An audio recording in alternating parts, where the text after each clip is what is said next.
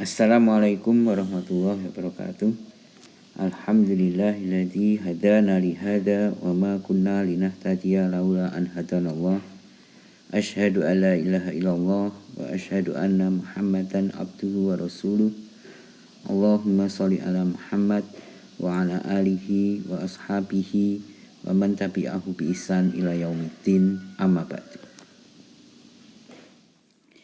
Kita lanjutkan kuliah kita ya. Kemarin kita sudah membahas tentang bagaimana menghitung atau menentukan jumlah variabel perancangan atau jumlah derajat kebebasan dalam suatu sistem. Sekarang kita akan mempelajari tentang bagaimana pemilihan, ya kan? Pemilihan variabel perancangan.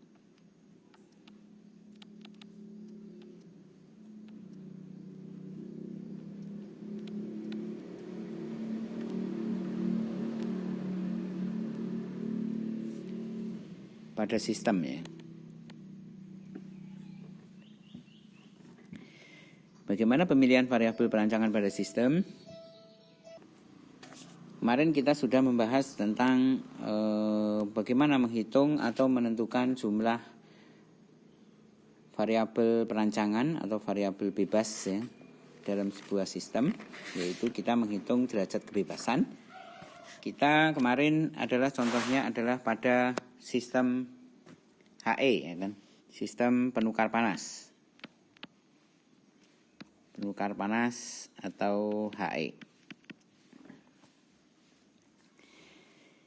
Kemarin kita dapatkan dari hasil analisis di sini ada 7 persamaan ya kan. 7 persamaan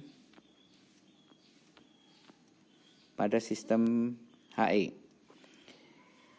Yang pertama yaitu Q sama dengan U, Q sama dengan U A kali delta T LM TD. Ini persamaan 1. Kemudian persamaan 2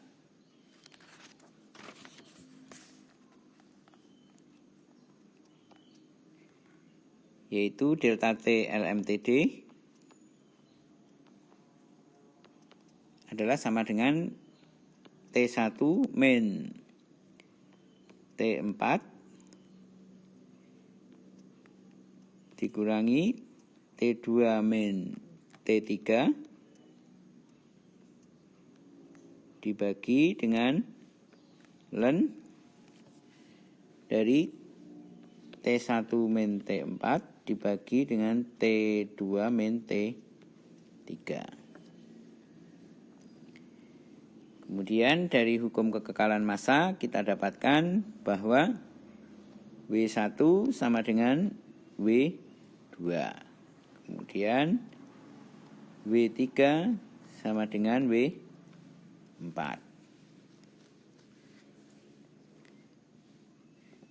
Kemudian panas yang dipindahkan yaitu Q sama dengan W1 kali CP kali T1 min T4. Bukan T4 ya, min T2. T1 min T2. Ini pada fluida panas, ya kan? Fluida panas. Panas yang hilang di fluida panas itu. Kemudian yang keenam yaitu Q yang sama dengan Q sebelumnya itu besarnya adalah sama dengan W3 kalau ini W1 ya kali CP kali T4 min T3. Ini pada fluida dingin. Jadi panas yang dipindahkan oleh fluida dingin ke fluida panas yang dipindahkan dari fluida panas sebesar Q ini sama dengan yang dipindahkan ke fluida dingin sebesar Q juga. Lalu dia mempengaruhi perbedaan suhu di fluida dingin, dan ini juga dipengaruhi dari perbedaan suhu di fluida panas. Lalu persamaan yang terakhir, yaitu yang ketujuh, adalah U sendiri. Jadi ya U pada poin ini itu adalah merupakan fungsi dari W1, W2, W3, W4, kemudian T1,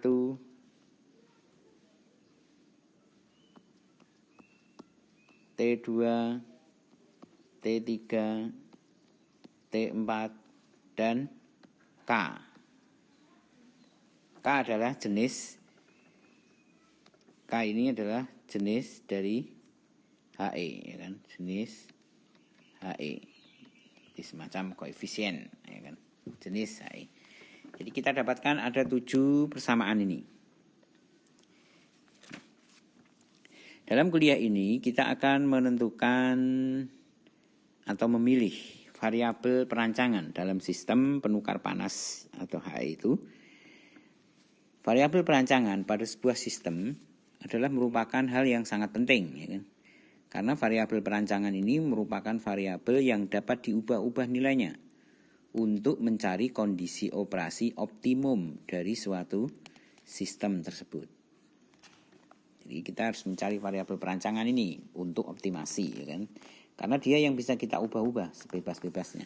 Jadi degree of freedom itu menggambarkan adanya beberapa variabel yang bisa kita mainkan nilainya agar kita memperoleh kondisi operasi yang terbaik pada sistem itu.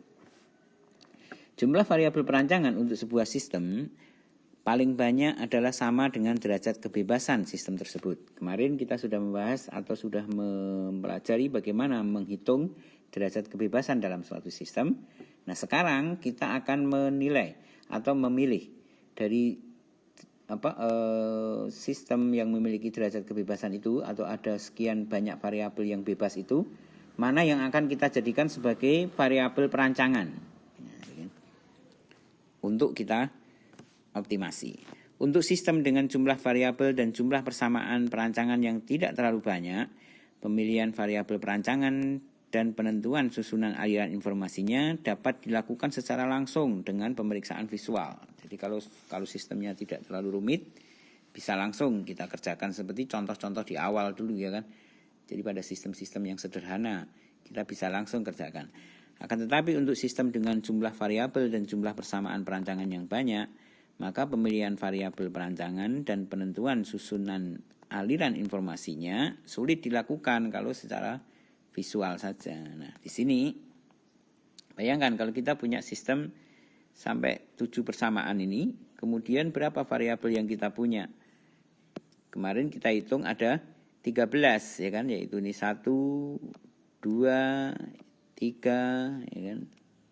Kemudian ini 4, ini 5, ini 6, ya kan. Ini 7, ini 8, kemudian ini 9, ini 10, ini 11, ini 12, ya kan.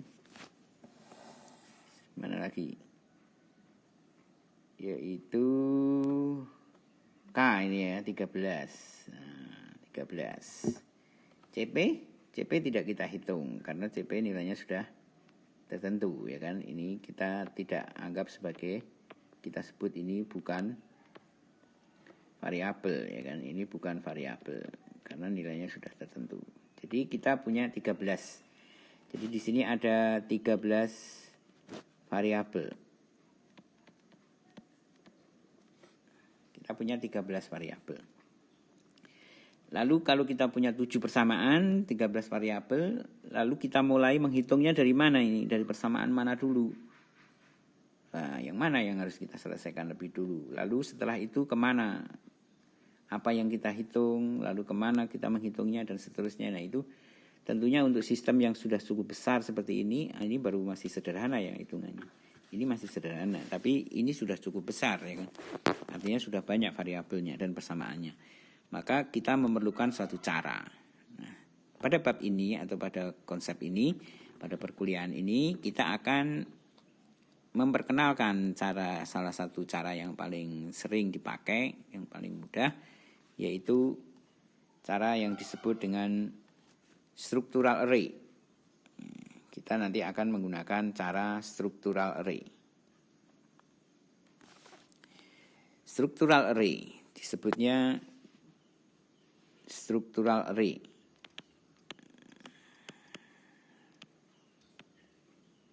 Namanya array ya. Jadi array itu nanti berarti ada semacam matrik. Metode ini dikenalkan oleh Root dan Watson tahun 1968. Sudah cukup lama. Dalam struktural array ini nanti kita akan pelajari pada beberapa kasus, ya kan? Kasus yang pertama yang paling mudah untuk HE ini, maka langkah yang pertama yang kita lakukan adalah membuat matrik, ya kan? Matrik, yaitu matrik bentuknya nanti seperti ini, ya kan? Di sini adalah variabel, sini variabelnya, lalu yang di sebelah sininya adalah persamaannya, persamaan. Jadi variabel persamaan. Lalu di sini nanti kita sebutkan variabelnya di sini k dan seterusnya. Persamaan di sini 1, 2, 3 dan seterusnya. Jadi kita membuat array semacam ini. Lalu setiap variabel itu di mana posisinya kita tunjukkan di sana, diplot di dalam array ini. Jadi kita membuat structural array seperti itu. Nah, pada kasus kita berarti structural array-nya seperti apa? Kita buat dalam matrik seperti ini. Nah, ketujuh persamaan tadi, kemudian 13 variabel kita buat dalam bentuk matriks seperti ini, makanya disebut structural array ya, matrik. Setelah kita dapatkan bentuk matriknya, kemudian kita tandai atau kita tunjukkan di mana eksistensi dari setiap variabelnya. Misalnya di persamaan 1. Persamaan 1 di sini kita punya variabel yaitu Q, U, A dan delta T. Maka kita masukkan di sini. Yaitu Q, U, A dan delta T. Ini pada persamaan 1. Kemudian pada persamaan 2. Kita lihat di persamaan 2 kita punya delta T, T1 sampai T4. Jadi di sini kita persamaan 2 punya delta T, kemudian T1, T2, T3, T4. Kemudian persamaan 3 kita lihat punya W1 dan W2. Persamaan 3 ada W1 dan W2. Jadi di sini ini persamaannya ya, ini persamaan. Lalu ini adalah variabel yang kita punya tadi, yang 13 tadi. Kemudian pada persamaan 4 kita punya W3 dan W4. Persamaan 4 kita punya W3 dan punya W4. Kemudian persamaan 5 kita punya Q, W1, T1 dan T2. Jadi persamaan 5 kita punya Q, kemudian W1, kemudian T1 dan T2. Lalu persamaan 6 kita punya Q juga, W3, T3 dan T4. Kita punya Q, kemudian W3, kemudian T3 dan T4. Kemudian persamaan 7 kita punya semua W, semua T dan K. Ada tambahannya ya. Semua ada K. Kemudian semua W dan semua T. W1, W2, W3, W4, T1, T2, T3 dan T4. Nah, kita sudah buat struktur matriknya seperti ini. Nah, lalu apa langkah yang harus kita lakukan? Apa langkah selanjutnya? Langkah selanjutnya adalah kita akan melakukan pencoretan. Pencoretan yang kita lakukan adalah dengan menghilangkan variabel-variabel atau menandai variabel-variabel yang nilainya sudah ditentukan oleh lingkungan dan beberapa variabel yang akan kita pilih sebagai variabel perancangan. Ingat, kita punya pada sistem ini kita punya 6 derajat kebebasan. Berarti kita punya 6 variabel yang bebas atau tidak terhitung nanti. Nah, dari 6 itu ada yang kita pilih, ada yang kita tentukan nilainya. Nah, yang mana yang kita pilih dan mana yang kita tentukan, maka kita analisis dengan sistem ini. Kita mulai dari mana dulu? Dalam sistem ini, yang akan kita lakukan adalah pencoretan. Langkah yang pertama kita pilih adalah di mana ada di satu variabel yang hadir hanya di satu persamaan. Misalnya ini, hadir di satu persamaan. Yang hanya hadir di satu persamaan. Yang hanya hadir di satu persamaan. Kemudian kalau kita lihat itu, yang hanya ada di satu persamaan, kita lihat dia adalah ini, A dan U, ya kan? Hanya ada di persamaan 1. Kemudian K yang ada hanya di persamaan 7. Kemudian apa lagi? Sudah nggak ada ya. Jadi hanya 3 ini. K, A dan U yang dia hadir hanya di satu persamaan saja. Langkah yang kita lakukan adalah dengan mencoret atau mencoretnya. Ya, kita coret dia. Berarti artinya kita hitung. Ini kita terhitung, ya kan. Kalau dia hanya muncul di satu persamaan kan bisa langsung kita hitung, ya kan. Ya, kita hitung begini. Nah, kita mulai dari pencoretan yang pertama, yaitu yang kita ambil di sini, kita coret saja K ini, ya kan. K ini, kita pilih K ini yang kita coret.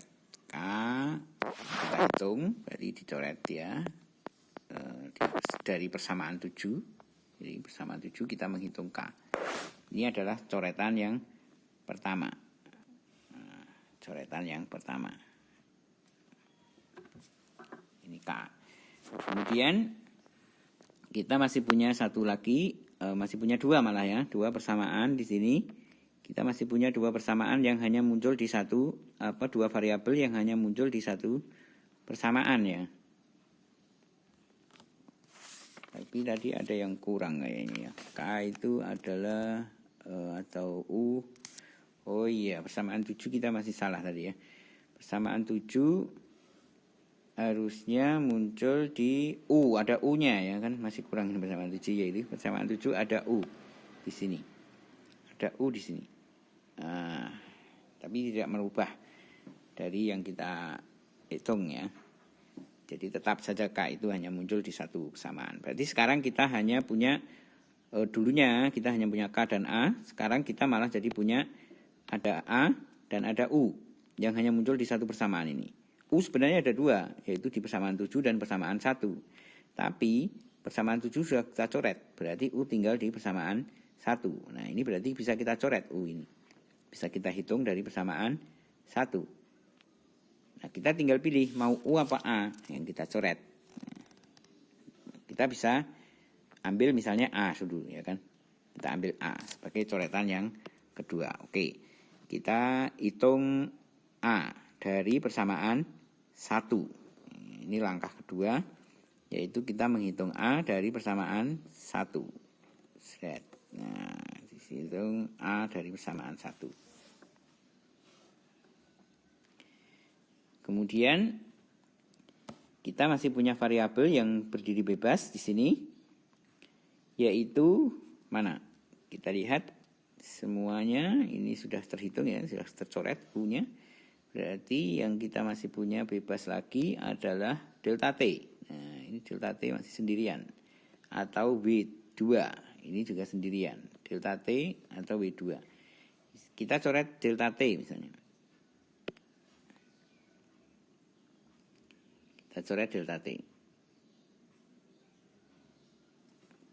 Artinya delta T kita hitung dari persamaan 2. Ini sebagai langkah ketiga.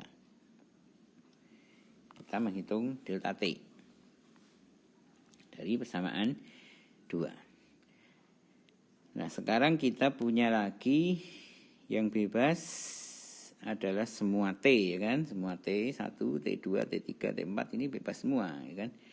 Kita bisa hitung dari T4 dulu.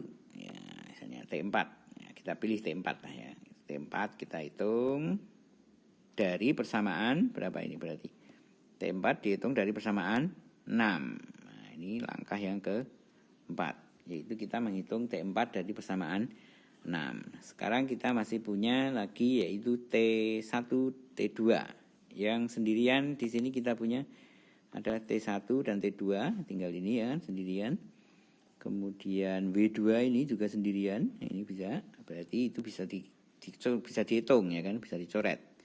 Yang sendirian ini bisa dicoret atau bisa dihitung. Nah, kita pilih misalnya T1 sudah, kita ambil W lah ya kan. Kita pilih W2 yang kita coret. Sebenarnya ini bebas ya, mau yang mana bebas.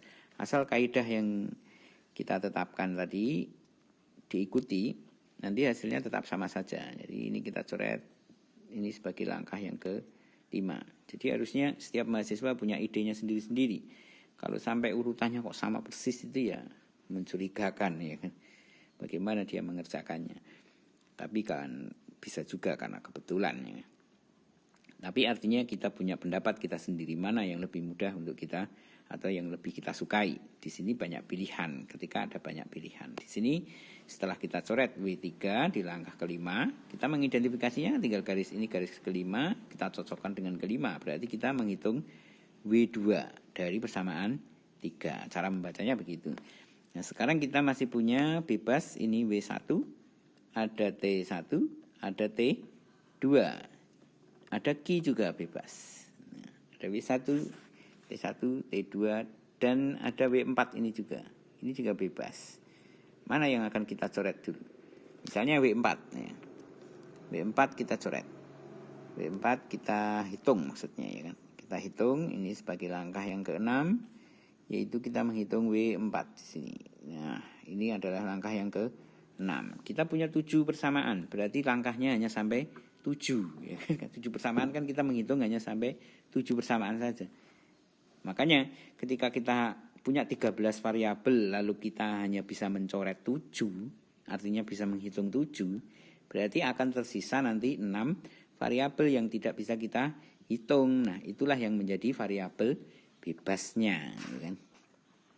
Nah, di sini kita punya pilihan ada berapa ini yang bebas? Ada Q, ada W1, ada T1, ada T2.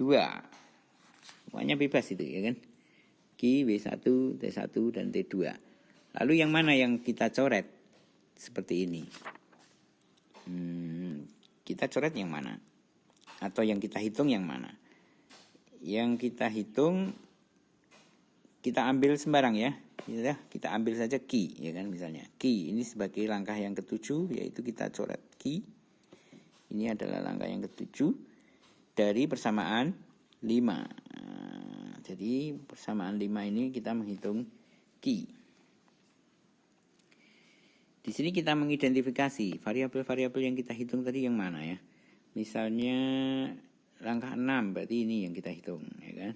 Kita mulai dari 1. Langkah 1 ini yang kita hitung. Nah, langkah 1 ya kan, ini dari 1 kita hitung berarti menghitung K dari persamaan 7. Langkah 1 adalah menghitung K dari persamaan 7. Caranya bagaimana itu? Kalau dalam istilah matematiknya nanti kita menuliskannya seperti ini. K sama dengan persamaan 7 yang kita punya, persamaan 7 seperti ini kan. Ini persamaan 7 yang kita punya. Ya, misalnya ini persamaan 7 yang kita punya ya. Persamaan 7 ini kemudian kita akan hitung K dari persamaan 7 ini. Bagaimana K dari persamaan 7? Maka kita lakukan di sini reorganisasi persamaan 7 ya kan. Reorganisasinya berarti kita buat dalam matematiknya nanti ya. Dalam matematiknya berarti kita buat persamaan 7 ini gini ya. Kalau kita mau menghitung K berarti kita ubah. K sama dengan U per bla bla bla bla bla yang ada fungsi dari W1 dan seterusnya T1 sampai T4 dan seterusnya. Jadi semacam itu. Ini berarti maknanya ini kita sedang menghitung K ya kan, menghitung K dari persamaan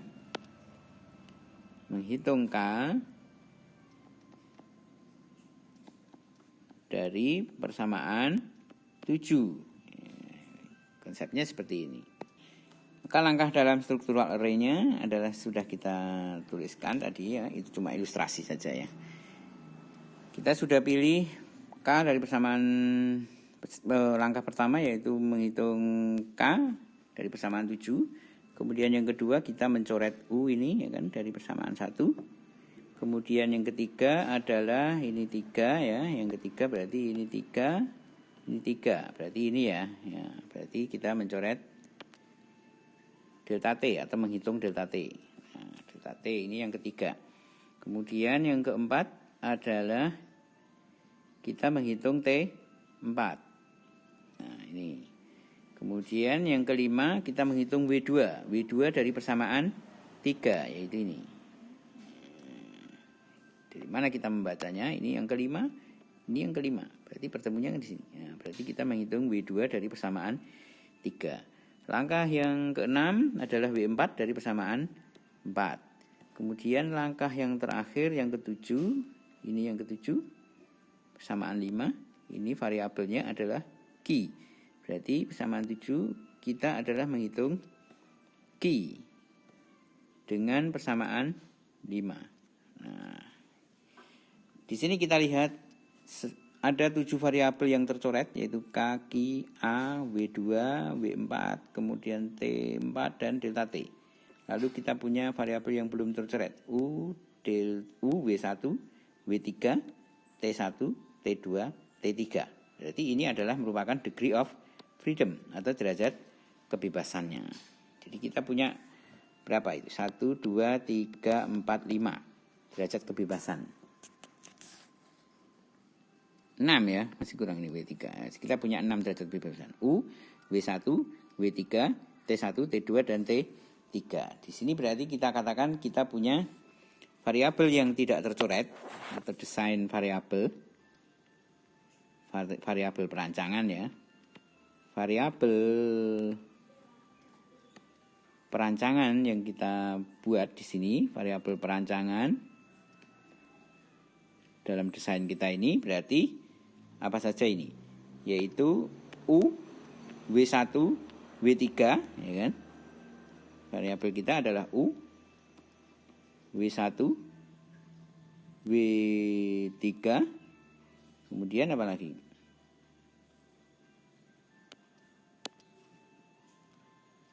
U, W1, W3, kemudian T1, T2 dan T3. T1, T2 dan T3.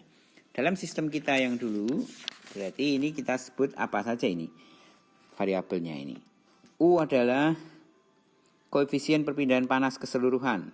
Ini koefisien perpindahan panas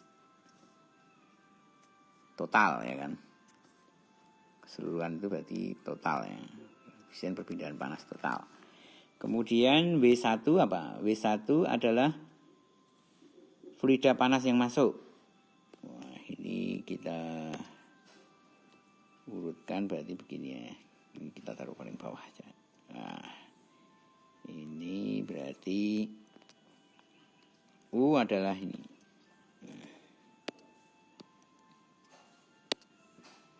Ini adalah U. Nah, kemudian W1 adalah apa? W1 adalah fluida panas masuk. Fluida panas masuk. Anda lihat di catatan kemarin ya, kuliah kita sebelumnya. Kemudian W3 adalah fluida dingin yang masuk. Nah, ini adalah fluida dingin. Fluida dingin yang masuk. Input ya. Fluida dingin yang masuk. Kemudian T1 adalah fluida panas masuk. Nah, ini adalah T dari fluida panas.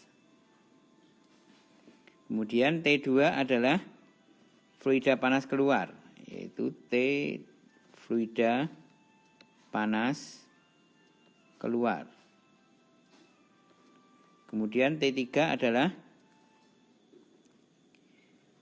T fluida dingin yang masuk. T fluida dingin yang masuk. Jadi di sini kita punya 6 variabel yang masih bebas atau tidak terhitung. Bebas. Nah, dari ke-6 variabel ini kita pilih ternyata U, W1, W3, jadi aliran fluida masuk, aliran fluida dingin yang masuk juga. Kemudian temperatur fluida dingin, fluida panas masuk dan temperatur fluida panas keluar, T1, T2. Kemudian ada T3, yaitu temperatur fluida dingin yang masuk. Berarti kita punya peluang untuk mengoptimasi perhitungan kita berdasarkan dari ke-6 variabel ini. Kan kita bisa tentukan, misalnya fluida panasnya masuknya pada suhu berapa. Misalnya kita ingin sistemnya ini bekerja ya dengan mendinginkan fluida panas yang besarnya. Misalnya fluida panasnya W1 ini kita misalnya sistem ini bekerja untuk mendinginkan fluida panas yang besarnya W1 sama dengan 450 kg per jam. W1 besarnya adalah 450 kg per jam.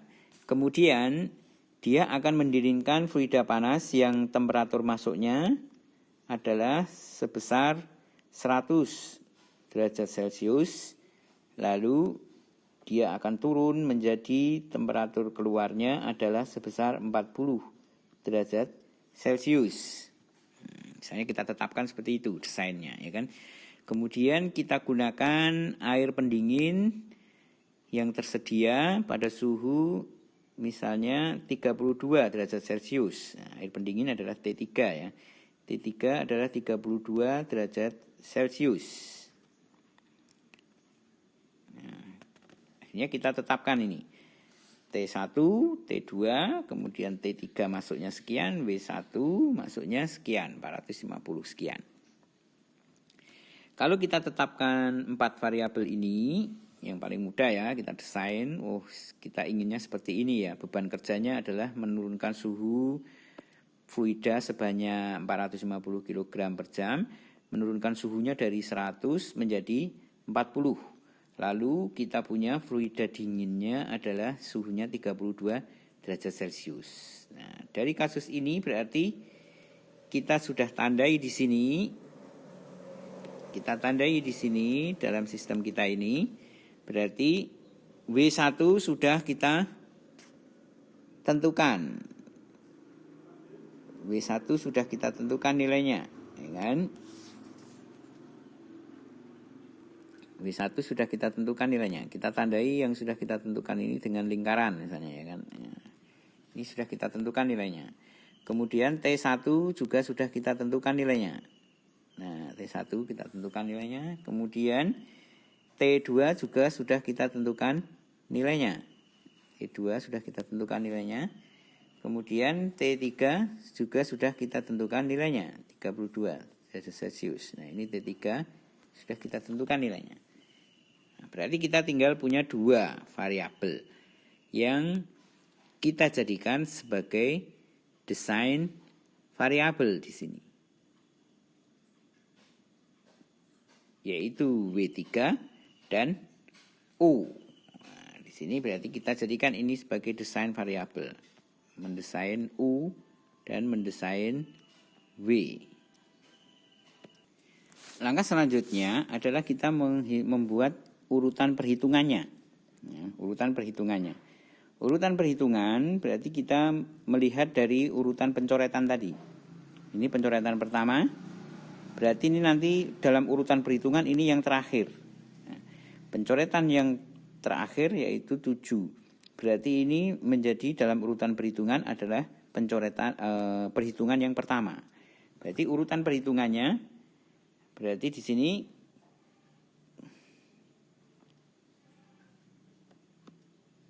kita buat urutan perhitungannya. Yang pertama berarti kita menghitung apa ini? Yang pertama yaitu kita menghitung dari pencoretan ke-7. Di sana kita menghitung pencoretan ke-7 adalah kita menghitung Q, ya kan? Dari persamaan 5. Jadi kita tuliskan dia seperti ini ya. Di sini berarti kita tuliskan pencoretan ke-7 adalah menghitung Q. Ya, kita tulis algoritmanya dulu ya. Menghitung Q dari persamaan 5.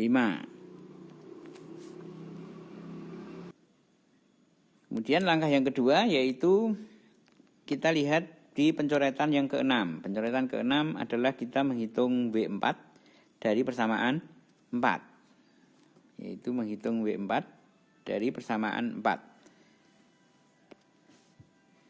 Dari pencoretan ke-6 yaitu kita menghitung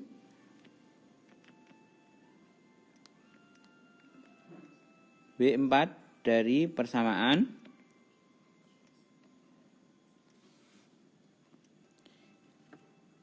4. W4 dari persamaan 4. Kemudian pencoretan kelima. Pencoretan kelima kita menghitung apa? Menghitung menghitung variabel W2 dari persamaan 3. Sini kita menghitung variabel W2 dari persamaan 3. Menghitung W2 dari persamaan 3. Kemudian pada pencoretan keempat, di sini berarti kita menghitung pencoretan keempat, kita menghitung variabel T4 dari persamaan 6, ya kan? Menghitung variabel T4, menghitung T4 dari persamaan 6. Kemudian pencoretan ketiga,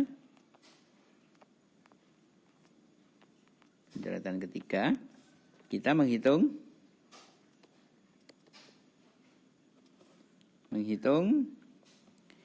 kita lihat ketiga adalah ini, kita menghitung delta T dari persamaan 2, yaitu menghitung delta T dari persamaan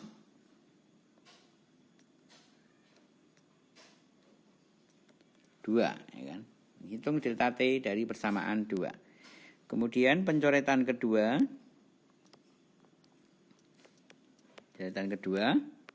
di sini kita menghitung apa? Kita lihat pencoretan kedua, kita menghitung A dari persamaan 1. Menghitung A dari persamaan 1. Dia adalah menghitung A dari persamaan 1. Kemudian pencoretan pertama atau pencoretan pertama ya, pencoretan yang ke-1, kita adalah menghitung yang belum ada, menghitung K dari persamaan 7. Jadi ini urutan persamaannya. Mulai kita menghitung persamaan 5, kemudian persamaan 4, kemudian persamaan 3, kemudian persamaan 6, kemudian persamaan 2, kemudian persamaan 1, kemudian persamaan 7. Berarti kita mulai dari persamaan 5 justru ya kan. Kita mulai dari persamaan 5. Nah, sampingnya gini aja ya. Kita mulai dari persamaan 5. Persamaan 5 di sini ya kan. Kita menghitung persamaan 5, kita menghitung Q. Nah, berarti keluarlah dari persamaan 5 yaitu Q. Pakai warna merah aja ya, biar jelas. Yaitu Q. Persamaan 5 kita menghitung Q. Kemudian masuk ke persamaan 4. Ya kan? Masuk ke persamaan 4. Di sini dari persamaan 5 masuk ke persamaan 4. Lalu dari persamaan 4 itu kita dapatkan W4. Jadi menghitung W4 dari persamaan 4. Jadi kita dapatkan di sini W4.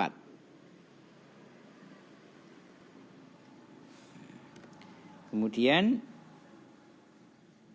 masuk W4 itu kita butuh apa saja?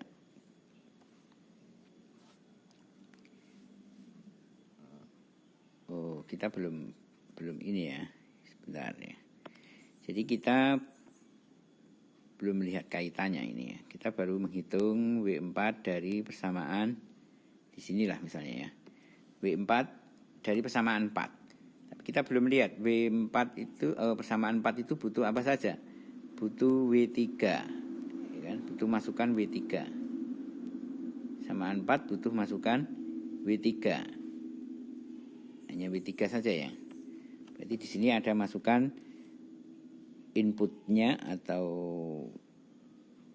variabelnya yang dimasukkan ke W4 ini ke persamaan 4 adalah W3. Lalu dia keluarlah W4. W3 tadi dari mana? W3 tadi kita sudah tentukan W3 desain ya, desain variabel. W3 adalah fluida dingin yang masuk ya. W3 adalah fluida dingin yang masuk, yaitu besarnya fluida dingin yang masuk. Ini W3. Besarnya fluida dingin yang masuk berapa? Itu berarti desain variabel ya kan? Karena kotak ini berarti kita simbolkan tadi yang merah lingkaran adalah merupakan variabel yang sudah diketahui ini. Yang kotak berarti yang kita desain. Berarti di sini kita masukkan W3. W3 sebagai desain variabel. Nah, W3 berarti nilainya kita buat, ya kan? Kita buat W3. Di sini masuklah W3 ke persamaan 4. Lalu di sana kita peroleh W4. Selanjutnya adalah kita menghitung W2 dari persamaan 3. Persamaan 3 apa saja yang kita perlukan? Persamaan 3 itu kita perlukan W1 dan W2. Jadi perlu masukkan W1. Di sini persamaan 3 kita menghasilkan W2. Di sini persamaan 3 kita menghasilkan W2 dengan masukan adalah W1. W1 adalah merupakan variabel yang sudah kita tentukan nilainya. Ini W1, variabel yang sudah kita tentukan nilainya. Langkah selanjutnya adalah menghitung persamaan, tadi sudah ya, menghitung persamaan 3 dari menghitung W2 dari persamaan 3 dengan masukan dari persamaan 3 adalah apa di sini? Persamaan 3 yaitu masukannya adalah W1. W1 dan W2 berarti kan W2 yang terhitung, W1 yang masukannya. Sedangkan W1 kita dapat dari mana? Oh ini W1 kan sudah diketahui ya kan. Berarti bisa dihitung W2, langsung bisa dihitung W2. Benar, ini W1 adalah desain variabel yang kita tetapkan nilainya. Kemudian di langkah selanjutnya yaitu pada kita menghitung persamaan 6 ya kan. Menghitung T4 dari persamaan 6. Nah, kita buat. Berarti kita punya persamaan 6. Di sini kita menghitung T4.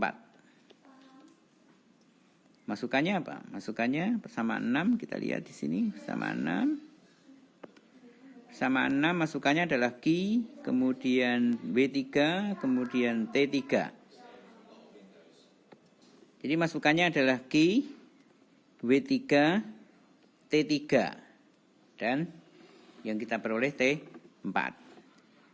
Q sudah dihitung sebelumnya, ya kan? Ini sudah dihitung sebelumnya. Kemudian W3. W3 tadi adalah desain variabel ya. W3 adalah yang kita desain. Lalu T3 adalah mana? T3 adalah ini sudah tertentu nilainya. Nah, berarti bisa ya. Berarti di sini dia punya masukan yaitu T3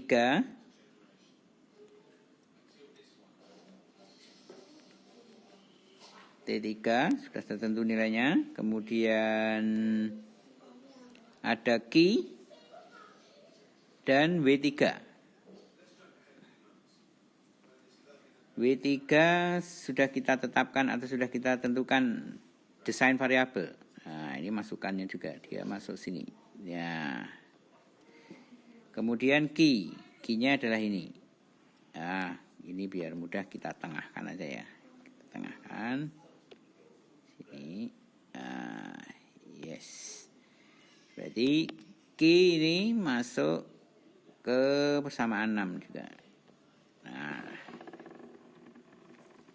Q masuk persamaan 6. T3 butuhnya apa saja tadi persamaan 6? Yaitu dia butuh Q, kemudian butuh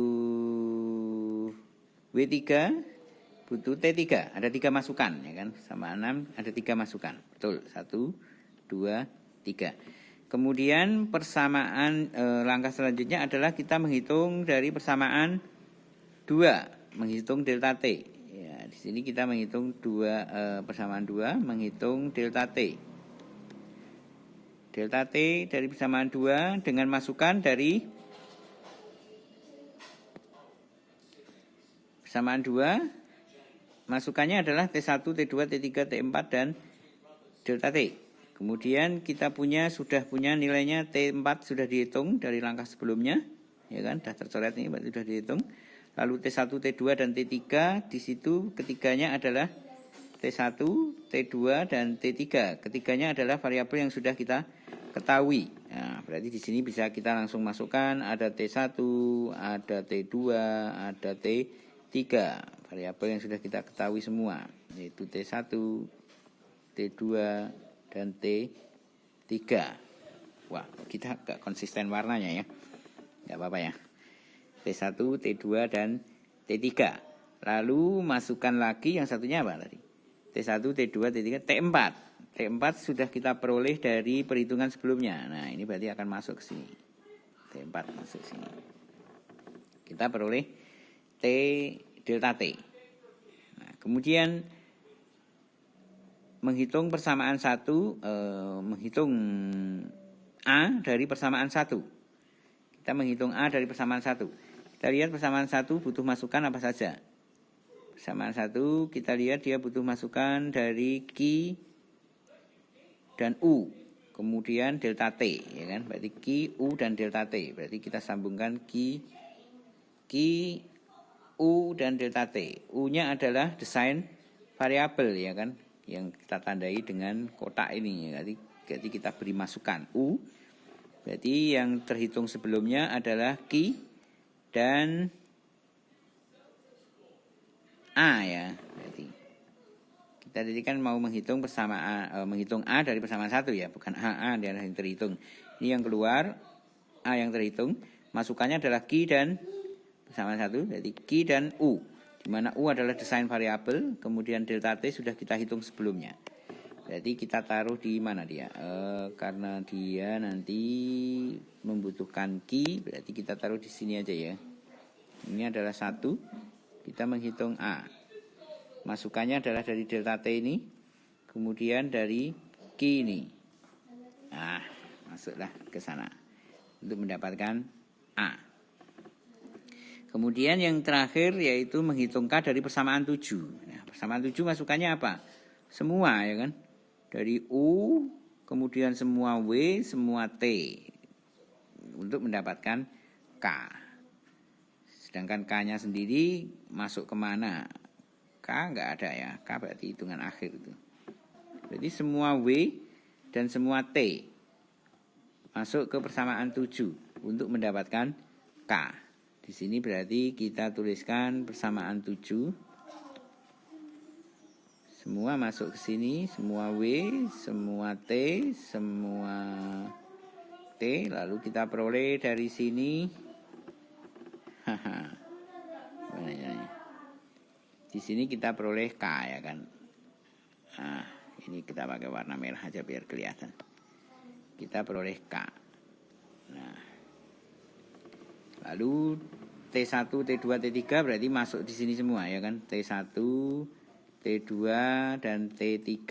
Nah, T1, T2, T3. W1, W2, W3, W4 ya kan. Lalu W1 juga masuk sini ya kan. Kemudian W2, lalu W1 juga masuk sini. Wah, ini semua masuk ini. Jadi ruwet gini ya itu untuk algoritmanya. Tapi inilah algoritmanya sebenarnya kalau untuk membuat program berarti ini algoritmanya. Jadi dalam membuat program komputer, kalau kita menggunakan program komputer, berarti langkah pertama kita justru tuliskan persamaan 5. Menghitung Q. Berarti nulisnya gimana? Seperti yang tadi kita simulasikan atau kita tunjukkan di langkah sebelumnya tadi. Berarti langkah pertama adalah Q sama dengan bla bla bla dari persamaan 5. Itu artinya kita menghitung Q dari persamaan 5. Lalu yang kedua 4. Persamaan 4. Berarti W4 sama dengan bla bla bla persamaan 4. Nah, jadi seperti itu. Kemudian langkah selanjutnya adalah menghitung W2. Berarti W2 sama dengan bla bla bla dari persamaan 3. Lalu langkah selanjutnya adalah menghitung T4. T4 sama dengan bla bla bla dari persamaan 6. Lalu kita tulis lagi delta T sama dengan bla bla bla bla dari persamaan 2. Lalu kita hitung A sama dengan bla bla bla bla dari persamaan 1. Lalu kita menghitung K bla bla bla bla dari persamaan 7. Jadi ini urutan algoritmanya kita menghitung. Jadi ini persamaan yang kita urutkan dalam algoritma. Nah, kalau sudah seperti ini pasti nggak akan error programnya. Artinya sudah otomatis W4 ini dapat angka dari sebelumnya. Q yang dihasilkan masuk ke perhitungan di bawahnya. Jadi sebenarnya ketika kita dihadapkan pada banyak persamaan, kita tidak perlu bingung dari persamaan mana dulu yang kita kerjakan, yang kita selesaikan. Agar menjadi algoritma program, maka kita selesaikan dengan teknik ini. Nah, demikian tadi adalah untuk bagaimana kita memilih variabel perancangan dalam suatu sistem. Contohnya adalah pada HE. Di sini pada sistem kebetulan yang sedang kita tangani di sini sistem yang dia memiliki ada variabel yang hanya muncul di satu persamaan. Misalnya di sini adalah K dan yaitu muncul di persamaan 7 dan A yang hanya muncul di persamaan 1. Suatu saat nanti kita akan berhadapan pada sistem di mana tidak ada satupun variabel yang hanya muncul di satu persamaan. Bagaimana penyelesaiannya nanti akan kita bahas minggu depan. sehingga lengkaplah kita dalam pemilihan persamaan untuk dalam pembahasan optimasi pada sistem kompleks. Nah, nanti akan saya beri tugas di akhir perkuliahan sesi untuk sistem kompleks ini. Baik, demikian untuk kuliah kita hari ini. Semoga bermanfaat. Kita akhiri. Assalamualaikum warahmatullahi wabarakatuh.